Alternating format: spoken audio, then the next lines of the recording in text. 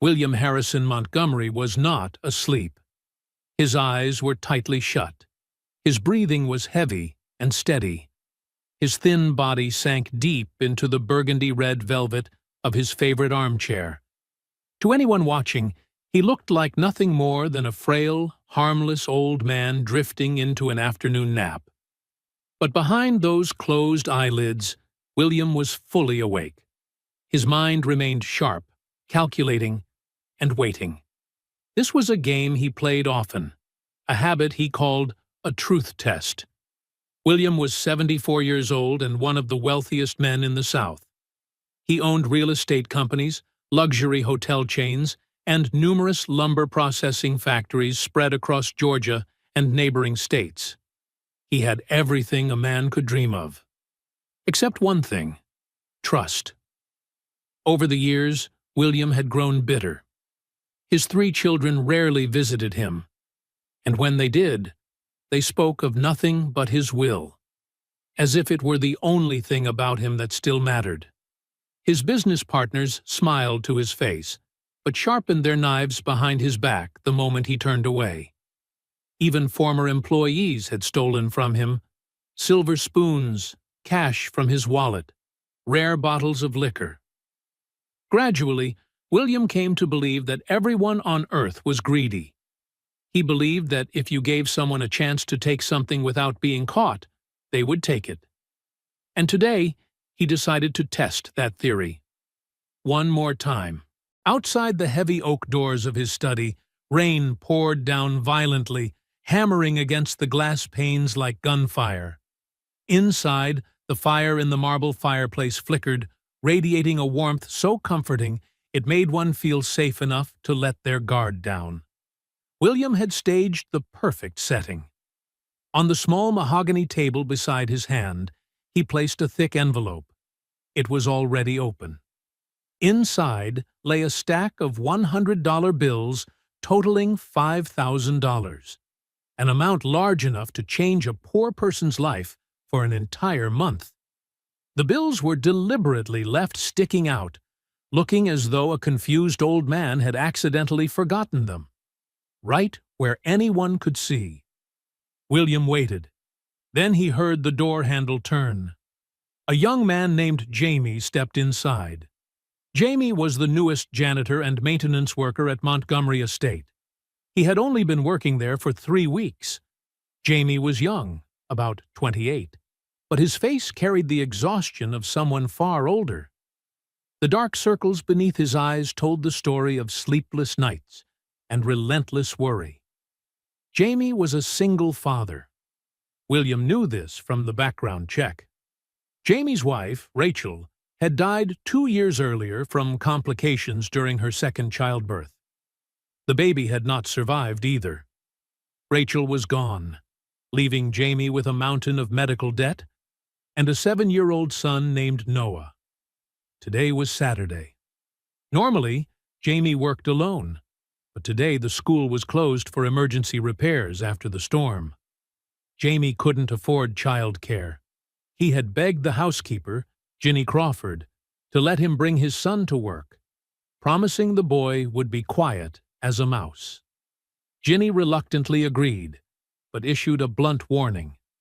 If Mr. Montgomery saw the child, both father and son would be thrown out immediately. William heard the soft footsteps of the man, followed by much smaller, lighter footsteps, those of a child. "Stay here, Noah," Jamie whispered, his voice trembling with anxiety. "Sit in the corner on the rug. Don't move. Don't touch anything. Don't make a sound.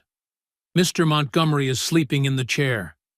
If you wake him, Daddy will lose his job, and we won't have anywhere to sleep tonight. Do you understand?" "Yes, Daddy," a small, gentle, obedient voice replied. William, playing the role of a sleeping old man, felt a flicker of curiosity slip past his skepticism. That voice wasn't mischievous. It carried the tone of fear. "I have to polish the silver in the dining room," Jamie whispered urgently. "I'll be back in 10 minutes. Please, Noah, be good." "I promise," the boy said. William heard the door close. Jamie was gone. Now there were only the billionaire and the boy. A long silence stretched out. The only sounds in the room were the crackling fire and the ticking of the grandfather clock in the corner. Tick, tock, tick, tock. William kept his breathing steady, perfectly mimicking deep sleep. But in truth, he was listening to every smallest sound in the room. He expected the boy to start playing. He expected the sound of a vase breaking, or the soft scuffle of feet as Noah explored wealth he had never touched before. Children were curious. And poor children, William had always believed, longed for what they didn't have. But Noah didn't move. 5 minutes passed. William's neck began to ache from holding his head in the same position, but he did not break character. He kept waiting. Then he heard it. A very faint rustle of fabric. The boy was standing up. William's entire body tensed, as if every sense had been switched on. Here it comes, he thought. The little thief makes his move. He heard small footsteps approaching his chair. They were slow, hesitant, as though Noah were weighing every step. The boy came closer, and William knew exactly what was drawing his gaze. The envelope. $5,000 lay there, just inches from William's relaxed hand. A 7-year-old would know what money was. He would understand that it could buy toys, candy, or food. Maybe even a week without worrying about where we'll sleep tonight. William pictured the scene he had rehearsed hundreds of times in his mind. Noah would reach out, snatch the money, and stuff it into his pocket. Then William would open his eyes, catch him red-handed, and fire the father on the spot. Another lesson learned. Never trust anyone. The footsteps stopped. Noah was standing right beside him. William could almost feel the child's breath.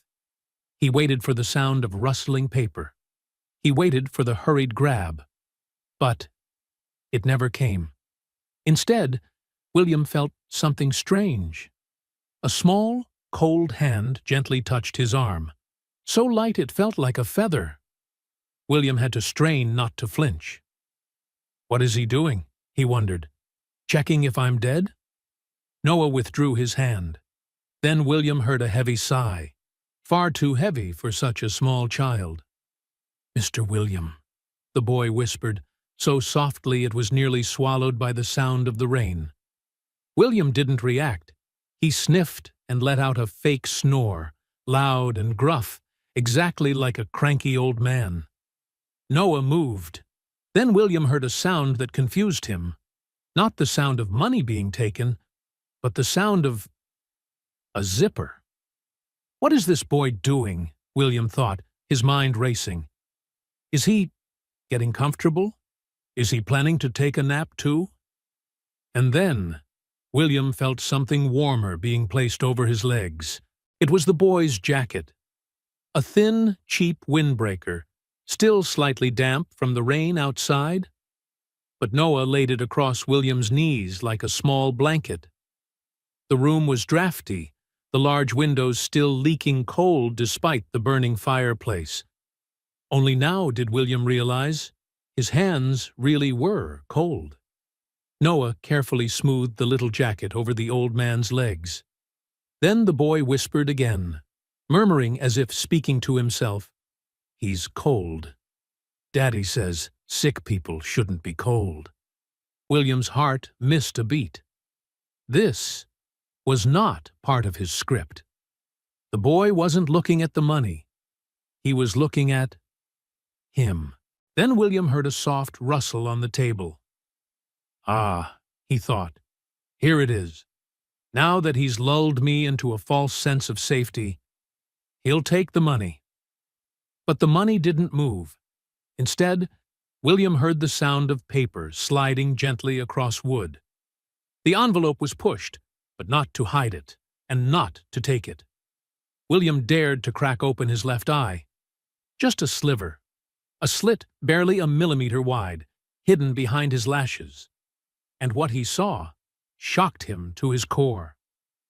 Noah stood by the table, a small, thin child with messy hair, clearly wearing hand-me-down clothes. The toes of his shoes were worn through, yet his face was filled with focus, seriousness, and care, enough to make an adult feel ashamed. Noah noticed that the envelope was hanging precariously over the edge of the table, as if it might fall to the floor. He simply pushed it toward the center, closer to the lamp, so it would be safe. Then Noah noticed something else. On the floor, near William's feet, lay a small leather-bound notebook. It must have fallen from William's lap earlier when he sat down.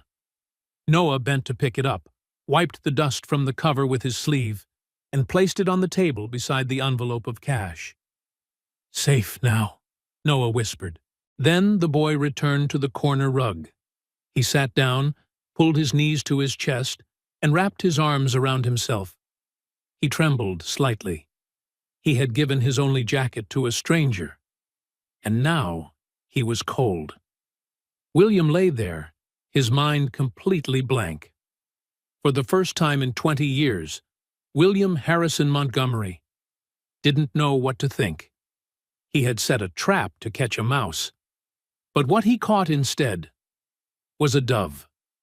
The wall of suspicion that had built up in his heart like stone began to crack, just slightly. "Why didn't you take it?" William screamed silently. "They're poor. I know they're poor. Your father's shoes have holes in the soles. Why didn't you take the money?" And hey, before the story continues, where are you watching from? The United States? Canada? Australia? Or somewhere I've never even heard of? Drop a comment and let me know how far this story has traveled. And if you enjoy stories about one small moment that changes an entire life, don't forget to subscribe, because what William does next is something that even a man as rich as he is will find shocking. But the question is, when Jamie returns and sees Noah's jacket lying across his boss's legs, will he feel grateful, or will panic take over, causing him to ruin everything with his own hands? Before William could process what had just happened, an old memory suddenly surged back, one he had tried to bury deep for the past 20 years. It was the winter of 2005. William was in the hospital then. His wife, Margaret, lay in the hospital bed, so thin she was barely a shadow of her former self. Cancer had quietly consumed her body for 18 months. The doctors said she had only a few days left. William sat beside the bed, holding her hand tightly. He had canceled all meetings, canceled every business trip. For the first time in his life, he put a human being above work. "You're here," Margaret whispered. Her voice was hoarse, broken. "I thought you'd be too busy." "Nothing is more important than you," William said, silent tears sliding down his cheeks. Margaret smiled weakly. Then she asked, very softly, "Where are the children?" William stiffened. Their 3 children, Richard, Thomas, and Elizabeth, were not there. Richard was in Monte Carlo. Thomas was in Aspen. Elizabeth was in New York, attending a lavish fashion launch. All 3 had told their father they were too busy to come. "They'll be here soon," William said. A gentle lie, but a necessary one. Margaret looked straight into his eyes. She knew. She had always known. "Don't let your heart grow bitter," she whispered. "Promise me, William. Promise me you won't let my death turn you into a bitter man." William nodded. He promised. But he did not keep that promise. Margaret passed away at 3 in the morning, alone, with only William by her side, holding her hand until her final breath. The 3 children called 3 days later, not to offer condolences, but to ask about the will From that day on, William began building a wall around his heart. He fired all longtime employees simply because he suspected they might have taken something. He stopped believing explanations, stopped believing my eyes. He began testing people, examining them, setting traps, and every time they failed. Until today. Until Noah. Before William could fully process the surge of emotions rising inside him, the heavy door to the study suddenly opened once more. Jamie burst in. He was gasping for breath, barely able to breathe at all. His face was pale with terror. Clearly, he had run the entire distance from the dining room, not daring to slow down for even a second. Jamie's eyes swept rapidly across the room. First, he looked toward the corner rug, where Noah sat curled up, trembling, without his jacket. Then his gaze shifted to the armchair, and his heart nearly stopped. His son's old, cheap, dirt-stained jacket was draped over the billionaire's expensive suit trousers. Right beside it, on the mahogany table, the stack of cash still lay there, untouched. Jamie's hand flew to his mouth. In his mind, the worst possible scenario immediately took shape. He thought Noah had disturbed the boss. He thought his son had touched things he wasn't allowed to touch. Worse still, he thought Noah had tried to take the money, and then panicked, trying to cover it up. "Noah!" Jamie hissed, his voice sharp with panic. He lunged forward, grabbed the boy's arm, and yanked him to his feet. "What did you do?" he demanded rapidly, his voice shaking. "Why is your jacket on him? Did you touch him? Did you touch that money?" Noah looked up at his father, his eyes wide, confused and frightened. "No, Daddy," he said, his voice trembling. He was shivering. "I just wanted to keep him warm, and the paper was about to fall, so I fixed it to make it safe." "Oh, God!" Jamie cried out, tears immediately filling his eyes. "He's going to wake up. He's going to fire us. We're finished, Noah. I told you not to move." In his panic, Jamie hurriedly pulled the jacket off William's legs. His hands were shaking so badly that he nearly knocked over the table lamp beside him. "I'm sorry. I'm so sorry," he whispered to the man who was sleeping, even though he was certain the man couldn't hear him. "Please, please don't wake up. Please." As Jamie trembled, yanking the jacket away, an image suddenly burned into his mind, one he could never erase. Rachel, 2 years ago, Columbia County Hospital, a delivery room soaked in blood and filled with the shrill alarms of machines. Rachel lay on the bed, pale, struggling to draw shallow, fragile breaths after a failed emergency cesarean section. Jamie clutched his wife's hand. Beside them, in a small bassinet, was 3-year-old Noah, a child too young to understand what was happening, knowing only enough to cry in fear. "You're going to be okay, right?" Jamie asked, his voice breaking. "The doctors said you'll be fine." But Rachel knew. She smiled weakly, her icy fingers tightening around Jamie's hand one last time. "Promise me. Never let our child go hungry or cold like I once did," Rachel whispered. "He deserves a better life than we had. Promise me." "I promise," Jamie sobbed. "I'll do everything. He'll never suffer the way we did." Rachel closed her eyes. The battle with internal bleeding ended 30 minutes later, and Jamie had held little Noah beside Rachel's coffin, silently swearing, "Daddy will do everything so you can have a better life. I promise." But now, standing in this luxurious study, looking at Noah shivering without his jacket, Jamie suddenly realized a painful truth. He had failed. He couldn't protect his child as he had promised. He couldn't give Noah a good life. And now, the very act of kindness his son had shown, the kindness Rachel had taught them both, was about to destroy everything. Jamie clenched the damp jacket in his hands, feeling as though he were gripping the shattered remains of a promise he had failed to keep. "I'm sorry, Rachel," he thought silently. "I tried." William felt the jacket being ripped from his body, and at the same time, he felt the father's terror. It radiated from Jamie like burning heat. This was not the fear of a guilty man, nor was it the fear of a fraud caught in the act. It was the fear of a father standing on the brink of losing everything because of his child's simple act of kindness. Jamie wasn't afraid of some invisible monster. He was afraid of William himself, afraid of a man with so much money and so much power that his employees lived in terror, to the point where a child's small gesture of compassion could be treated as an unforgivable crime. And in that moment, William suddenly understood a chilling truth.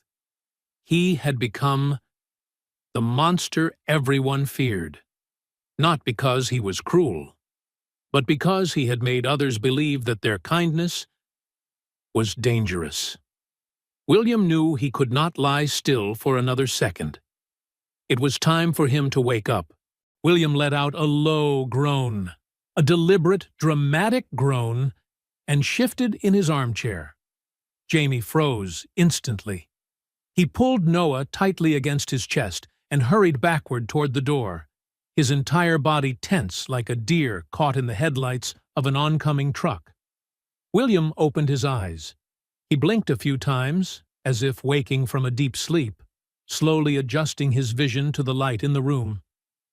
He stared at the ceiling for a moment, then gradually lowered his gaze to the panicked man and the small boy standing close to the door. William put on the most perfect expression of irritation he could manage. He frowned, his thick gray brows drawing tightly together. "What?" he grumbled, his voice hoarse and harsh. "What is all this noise? Can a man not rest in his own home?" I'm very sorry, Mr. Montgomery," Jamie stammered, bowing his head. I was cleaning. This is my son. I had no other choice. The school is closed. We'll leave right now. Please, sir, don't fire me. I'll take the boy outside. He won't bother you again. Please, I need this job." William stared at the two of them. His eyes paused on the envelope of money on the table. It was still sitting exactly where Noah had pushed it. Then he looked at the boy. Noah was trembling, no longer from the cold, but from fear. Fear of the irritable old man who seemed to be judging his entire fate. William sat up straight. He reached out, picked up the envelope of cash, and tapped it lightly against his palm, out of sheer habit. Jamie squeezed his eyes shut, bracing himself for the accusation, for the moment when his employer would accuse them of trying to steal. "Boy!" William said loudly. Noah peeked out from behind his father's leg. Yes, sir." "Come here," William ordered. Jamie tightened his grip on Noah's shoulders. "Sir, he didn't mean—" "I said," William raised his voice. "Come here." Noah gently pulled his father's hands away. He walked slowly toward the armchair, each small step trembling. He stopped right in front of William's knees. William leaned forward, his face only inches from the boy's. He stared straight into Noah's eyes, searching for a lie, searching for the greed he was certain existed in every human being. "Did you put your jacket on me?" William asked. Noah swallowed. Yes, sir." "Why?" William pressed. "I'm a stranger. I'm rich. I have an entire closet full of fur coats upstairs. Why would you give me your jacket?" Noah looked down at his worn shoes. Then he looked back up at William. "Because you looked cold, sir," he answered. "And my dad says that when someone is cold, you give them a blanket, even if they're rich. Cold is still cold." William went still. Cold is still cold. A truth so simple, it was brutal. He turned to Jamie. The man was holding his breath, as if one wrong inhale would cause everything to collapse. "What's your name?" William asked, his voice softening just a fraction. "Noah, sir." William nodded slowly. He looked down at the envelope of money in his hand. Then he glanced at the open door of the study. A thought, a plan, quietly formed in his mind. The test wasn't over. In fact, it had only just begun. The boy had passed the first level, the level of honesty. But William wanted to know more. He wanted to know whether this was just a random moment, or whether the boy truly possessed a heart of gold. William slipped the envelope of money into the inside pocket of his suit jacket. "You woke me," he grumbled, returning to his irritated act. "I hate being woken up." Jamie let out a choked sob. "We'll leave, sir," he repeated, hurriedly taking Noah's hand and turning toward the door. "Stop!" William's voice lashed across the room like a whip. Jamie halted instantly. He didn't dare take another step. He turned back slowly, his face drained of all color. "I haven't said you're allowed to leave," William growled. He lifted a trembling finger and pointed directly at the velvet armchair where he had been sitting. "Look there." Jamie followed his gaze. On the burgundy velvet was a small, dark, wet stain, where Noah's damp jacket had rested. "My chair," William said, his voice dripping with feigned anger. "Imported Italian velvet, $200 a yard. And now, it's wet, it's ruined." I'll dry it right away, sir," Jamie stammered. "I'll get a cloth." "Water stains velvet," William lied. He stood up, leaning heavily on his cane, and stepped closer to the terrified father. "It can't just be dried. It needs professional restoration. That will cost $500. William watched them carefully. This was the second part of the test. He wanted to see whether the father would take his anger out on the child. He wanted to see whether pressure would make Jamie shout, blame Noah for a sum of money he could never afford to pay. He wanted to know whether the bond between them would break. Jamie looked at the stain. Then he looked at William. Tears spilled freely down his exhausted face. "Mr. Montgomery, please," he begged. "I don't have $500. I haven't even been paid this month yet. Please deduct it from my wages. I'll work for free. I just, please don't hurt my son." William's eyes narrowed slightly. The man was willing to work for free. That was rare. But William still wasn't satisfied. He looked down at Noah. "And you," William said. "You caused this damage. Do you have anything to say for yourself?" Noah stepped forward. He didn't cry. His small face was strangely serious. He reached into his pocket. "I don't have $500, Noah said softly. "But I have this." He opened his small hand. Resting in his palm was a tiny, worn toy vehicle. A little yellow bus, missing one wheel. Paint chipped. Old and worthless to anyone else. But the way Noah held it was like he was holding a diamond. "This is Mama's Hope," Noah explained. "It's the fastest bus in the world. It used to belong to my mom, before she went to heaven. Daddy gave it to me." Jamie gasped. "Noah, no, you don't have to." "It's okay, Daddy," Noah said, his voice trembling but brave. He looked up at William. "You can take Mama's Hope to pay for the chair. It's my best friend. But you're angry. And I don't want you to be angry with my dad." Noah reached out and placed the broken toy bus on the expensive mahogany table, right beside the leather-bound notebook. William went completely still. He stared at the tiny toy. His breath caught in his throat. The room suddenly felt too small to breathe. He thought of the stack of cash in his jacket pocket. Thousands of dollars. Then he looked again at the three-wheeled bus on the table.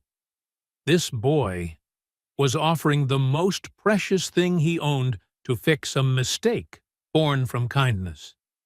He was giving up the only remaining keepsake of his mother, just to save his father's job. William's heart, frozen for so many years, split open with a sharp, searing pain. And suddenly, he understood a truth that left him shaken. This boy, who had nothing, was richer than William would ever be.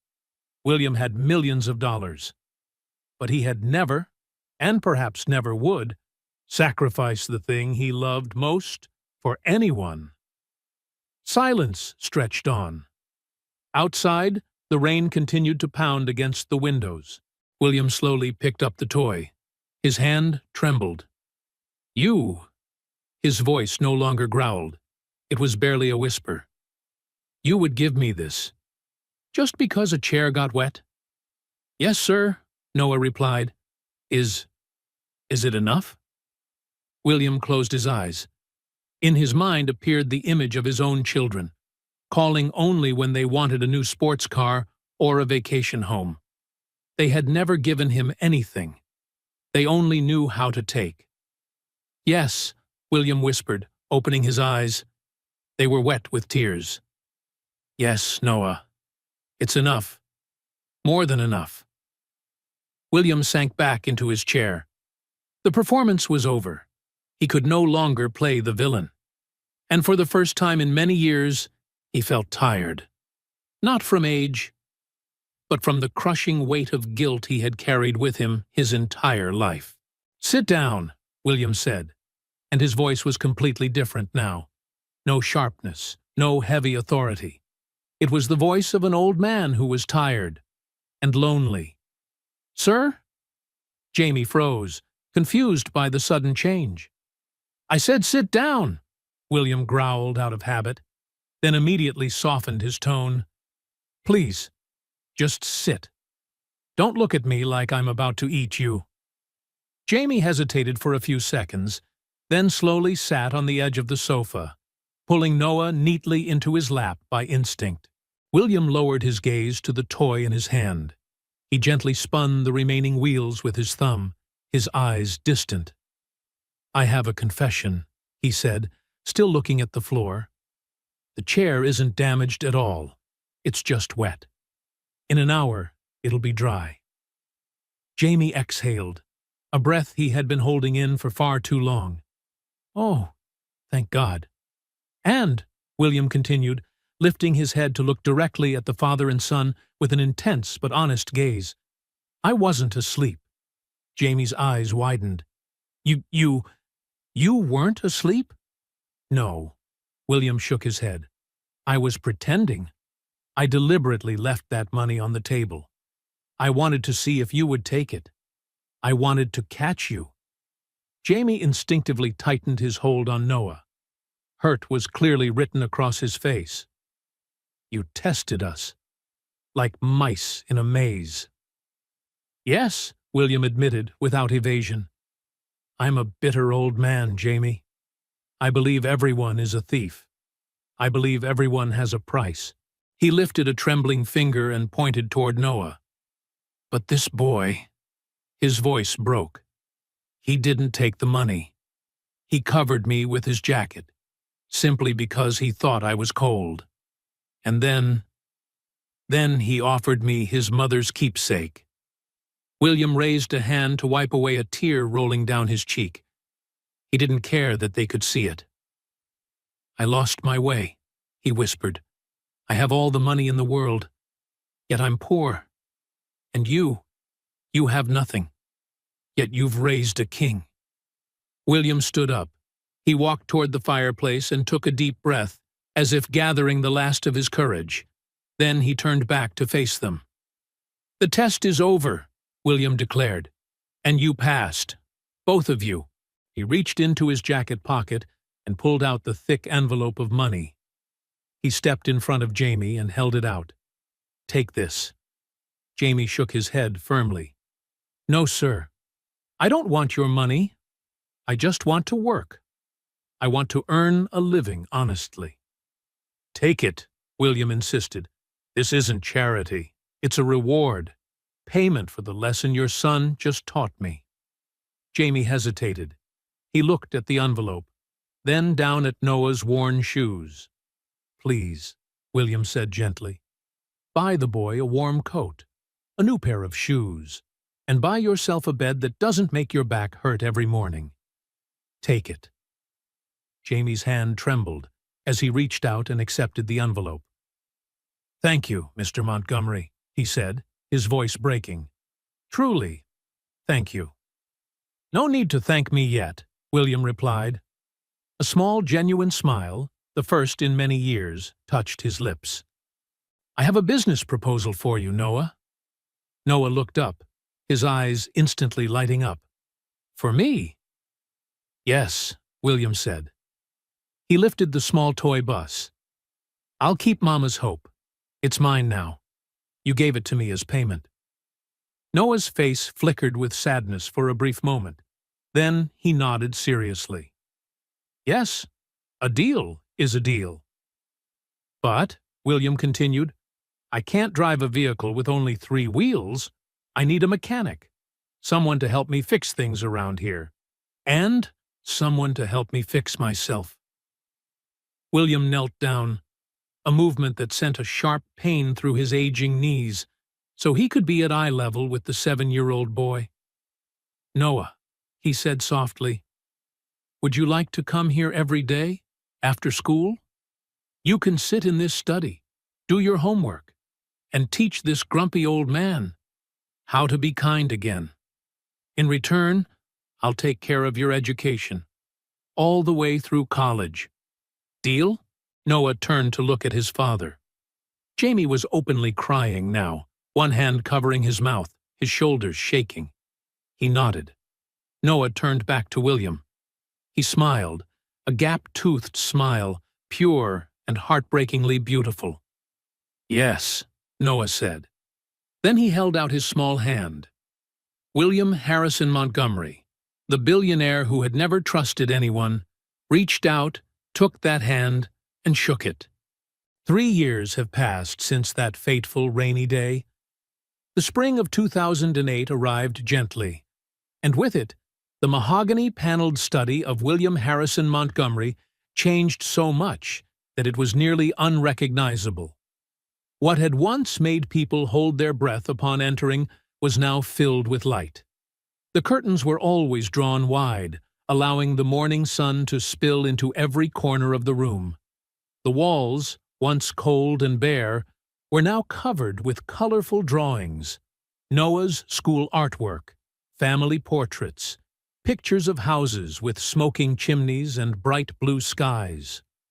On the large desk, amid business files and legal documents, there was always one small but striking object: the yellow bus, Mama's hope. William had hired the finest jeweler in Savannah to restore the missing wheel.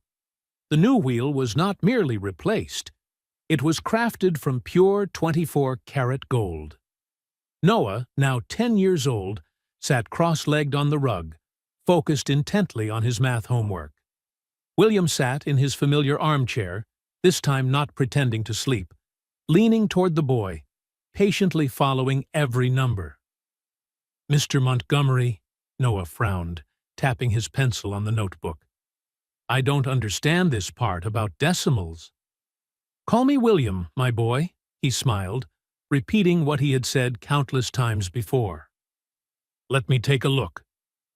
Jamie entered with a tray of tea. He was no longer wearing his worn janitor's uniform. Instead, he wore a simple, well-fitted suit. William had promoted him to property manager of the estate, placing him in charge of the entire maintenance and gardening staff. "Thank you, Jamie," William said, accepting the teacup. There was no longer a distance between employer and employee, only trust and friendship. "Have you heard about Richard?" Jamie asked quietly. William sighed. Richard, his eldest son, had just been arrested for stock fraud. William had tried to help with the best lawyers money could buy, but Richard wanted only one thing: a blank check. "He chose his own path," William said, his voice lowering. "I tried to teach him, but I taught him too late." Noah looked up from his notebook. "You're not a bad father, Mr. William," he said naturally. "Sometimes grown-ups just forget how to listen." William chuckled softly. His heart warmed in a way money never had. "You are a very wise boy, Noah Collins." Time continued to pass quietly. By the summer of 2010, Noah was 12 years old. He sat dwarfed by the large leather chair in the study, his feet still dangling above the floor. In his hands was a letter, and his voice trembled with excitement as he read it aloud. I got in," Noah shouted. "A full scholarship." William, now 79, walking more slowly than before, clapped his hands, unable to hide his pride. "Wonderful! I knew it. I wrote your recommendation letter myself." Jamie entered. His suit now looked even more polished. He no longer lived at the Montgomery estate. William had bought a small, cozy house nearby for him and Noah. Still, Jamie brought Noah every day and stayed to work. "Dad, did you hear?" Noah ran over and threw his arms around him. "I heard, son," Jamie smiled, tears shimmering in his eyes. He turned to William. "You've done far too much for us." "No," William shook his head. "You are the ones who have given me far too much. You gave me a family." And that was the truth. William's 3 biological children never returned, but Jamie and Noah were there every day. They ate dinner with him, watched movies with him, told him small stories, silly jokes. For the first time in 15 years, laughter filled Montgomery Estate. Then came the fall of 2012. Noah, 14 years old, taller and far more composed, sat beside a hospital bed. William lay there, thinner, weaker, but still conscious. A mild heart attack had kept him under observation. "I'm scared, Mr. William," Noah whispered, gripping his hand. "Don't be afraid," William replied, his voice hoarse but steady. "I'm not going anywhere yet. I still have to wait until you graduate from college." Jamie sat on the other side of the bed, also holding William's hand. "You changed our lives," Jamie said, his voice breaking. William shook his head gently. "No, you are the ones who changed my life. Before I met you, I was just a bitter old man waiting to die. Now, I'm a happy old man who wants to live." That week, William called his lawyer. He began rewriting his will, and then, exactly 10 years since the day Noah placed the jacket over his legs.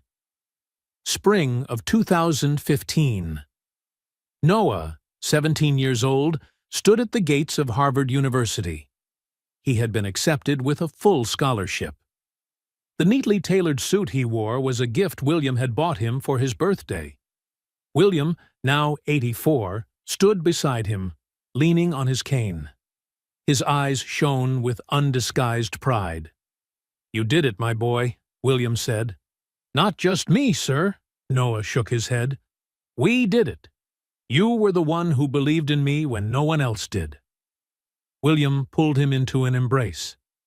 "I love you like my own son, Noah. You know that, don't you?" "I love you too, Mr. William," Noah replied, hugging him tightly. Jamie stood nearby, raising his camera. He was no longer a janitor. He was the executive director of the Montgomery Foundation, the charity William had established to help single-parent families like theirs once was. "Let me take a picture of you two," Jamie said, smiling through tears.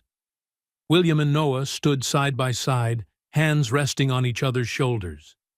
They were not grandfather and grandson by blood, but they were family, by choice. And that is the strongest kind of family of all. Another 3 years passed quietly. In the spring of 2018, Montgomery Estate was crowded once again. But there was no music, no wine, no polite laughter of lavish parties. The atmosphere in the house was heavy with solemnity. This was not a celebration, but a final gathering. In the spacious study, lawyers, business executives, and influential figures from the financial world filled the rows of chairs. Near the window, a young man stood silently, gazing out at the garden beyond. Noah. Now 20 years old, Noah was tall and composed, with a bright face and a sharp, well-tailored suit. He stood looking out at the garden, where Jamie, now 41, was carefully arranging flower pots, as if trying to keep everything orderly, everything beautiful. One last time. Jamie no longer carried the weary look of the man he once was. He appeared calm, mature, and content. He was the chairman of the Montgomery Foundation, an organization managing millions of dollars allocated annually to charitable causes.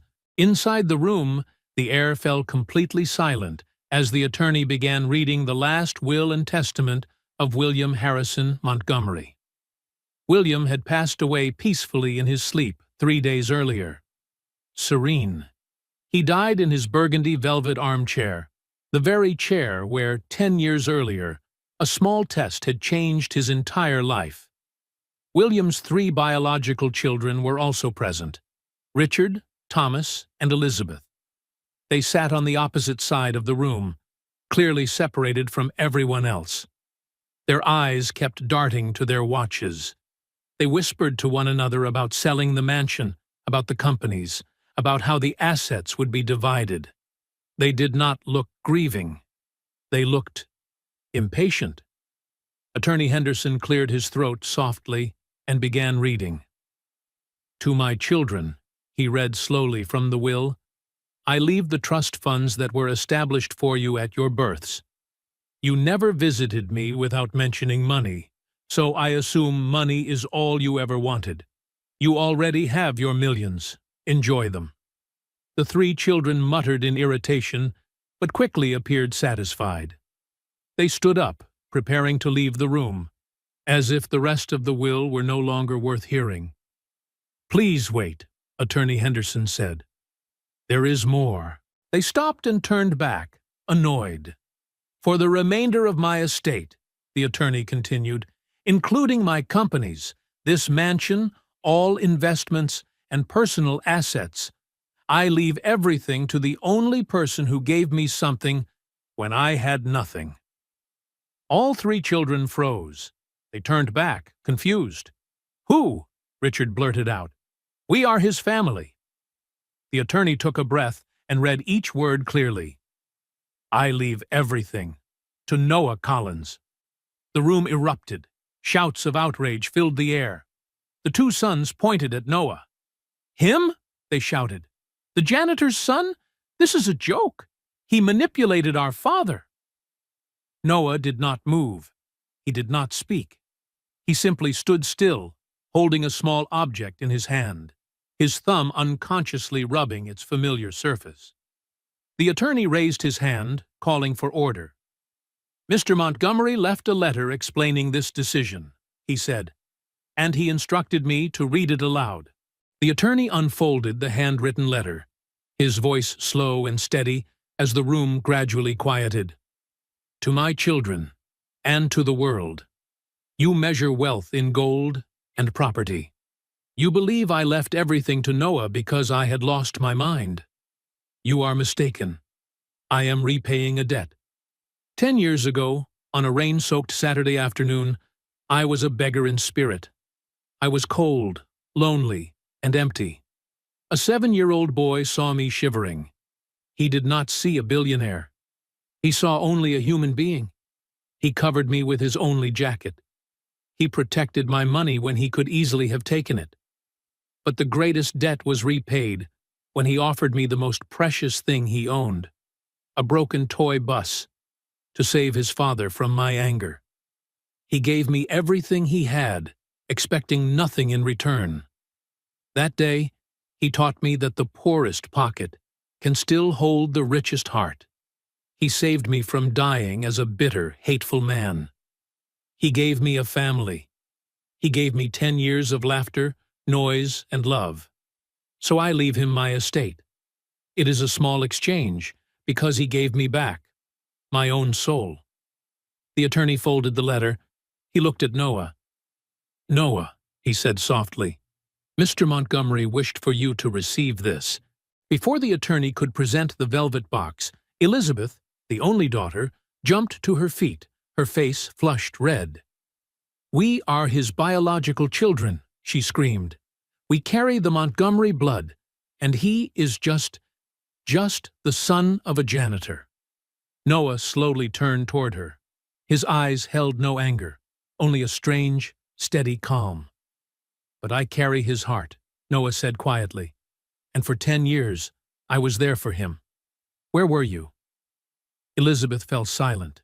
Richard, the eldest son, stormed forward angrily. "My father lost his mind. He was manipulated by a greedy, poor child." "Stop!" Jamie's voice came from the doorway. He stepped inside and stood beside his son. "He didn't lose his mind," Jamie said, his voice trembling but firm. "He wasn't alone. He had us, every day, for 10 years. We ate with him, laughed with him, cried with him. And you? Where were you?" Richard stood speechless. Thomas, the second son, spoke coldly. "We'll sue. We'll overturn this will." Attorney Henderson shook his head.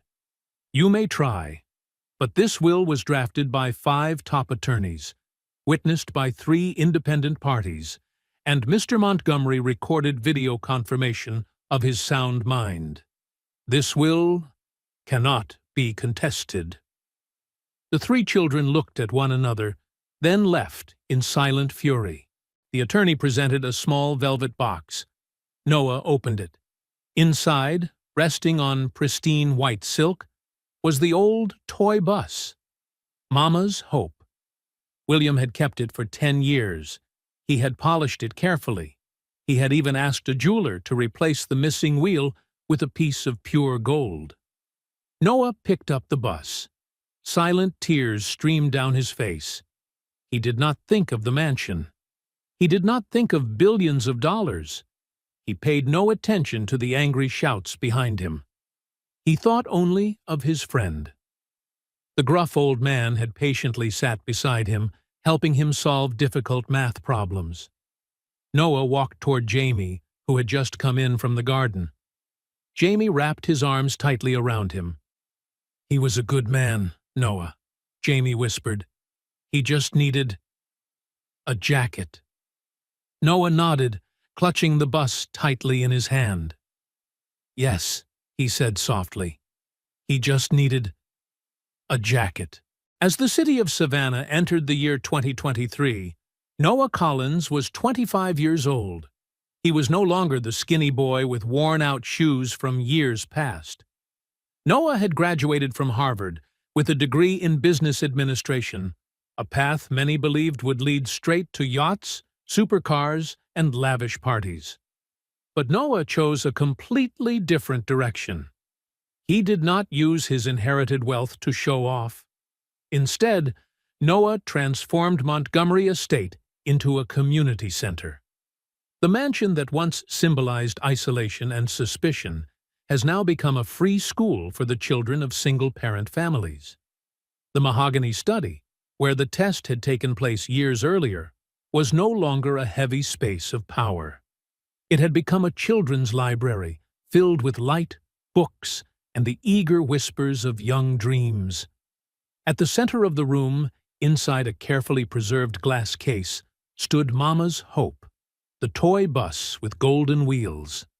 Beside it, a brass plaque bore a simple yet profound inscription: "In memory of William Harrison Montgomery, a man who learned that true wealth is not measured by what we own, but by what we give."